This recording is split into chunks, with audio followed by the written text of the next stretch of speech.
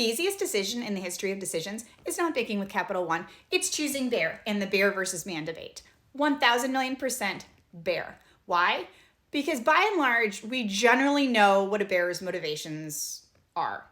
They are typically driven by food, protecting their young, and getting out of a situation that has either scared them or has caused them to feel threatened. I am not a bear expert. I am not saying every bear is a benign bear, but by and large, it tends to be those three things. And because of those three things, we can kind of predict what a bear is going to do. My family and I stay up in the Lake Tahoe area for September and a large part of October every year. Last year, very robust bear year before they went into hibernation, we had 9 bear encounters. And I'll tell you, not in a single one did I feel threatened, scared, or worried in any way that this bear was going to come after me or my toddler or my dog. Even in an instance where the 3 of us were stuck on the back of a cul-de-sac and had a humongous frickin' bear in front of us that was looking at us like, are we going to have a problem? And it was like, no, we're not going to have a problem because we're going to stand here, let you eat your berries and let you mosey on your way at your own pace. No big deal. Let's look at man.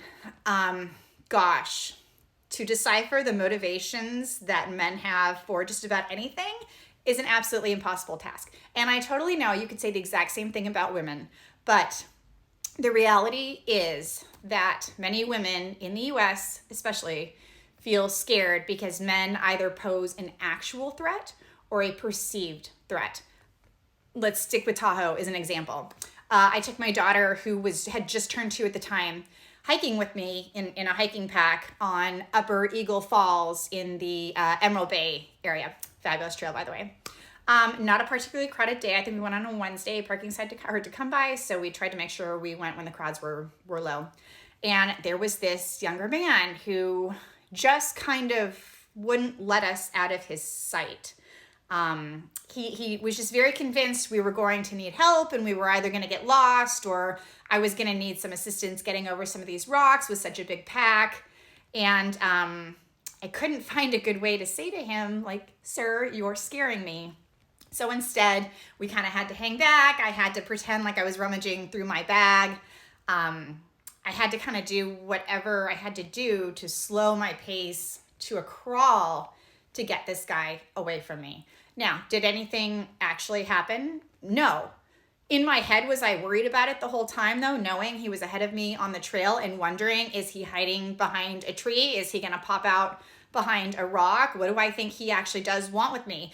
Here's some irony for you.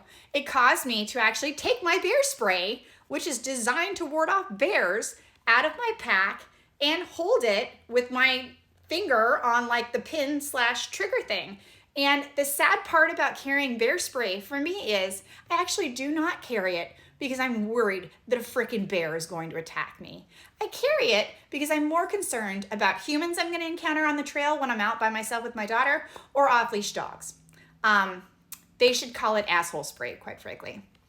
But that's just one example. And, you know, it's a sad part of being, but most of the violence, mass shootings, child molestations, domestic abuse, you know, unfortunately the statistics are there and they are committed by and large by men. So how anybody would choose a man over a bear on a trail, I have no clue. And yes, for the record, if the question is turned into, would you rather leave your 2-year-old in the care of a man or a bear? Bear. Sorry, always bear. Listen, men are not all terrible. Not all men are terrible. Men are not all terrible. But these are some facts. And we love our men anyway, right?